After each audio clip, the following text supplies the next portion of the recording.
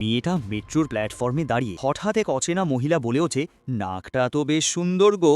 সামনে যাকে দেখল একদম প্লাস্টিক সার্জারি ফেল কেস, তার উপর ভয়ঙ্কর হাসি।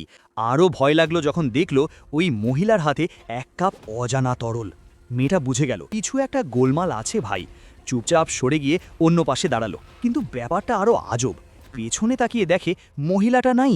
গ্লাসের ওপাশে তাকিয়ে দেখে সে নাকি খুঁটির আড়ালে লুকিয়ে। মেয়েটা ভাবল, আল্লাহ, এইটা কি জিন নাকি? হঠাৎ টপ টপ করে দৌড়ের শব্দ, কিন্তু আশপাশের মানুষজন কেউ কিছু দেখতেছে না। প্রমাণ রাখার জন্য ছবি তুলতে গিয়ে দেখে মোবাইলে ফাঁকা স্ক্রিন, কিচ্ছু নাই। ঠিক তখনই মাটিতে সাদা ধোঁয়া উঠতে দেখল। তখনই বুঝল ওই কাপে ছিল খাঁটি সালফিউরিক অ্যাসিড। এক চিৎকার দিয়ে দৌড়। পেছন থেকে সেই মহিলা, আজ তোরে ছাড়ুম না রে। শেষে দৌড়ে ঢুকলো মহিলা টয়লেটে। পুলিশে ফোন দিতেই ওপাশ থেকে প্রশ্ন, আপনার সামনে কি কোনো মহিলা আছে? এই কথা শুনে মেয়েটার মাথা ঘুরে গেল।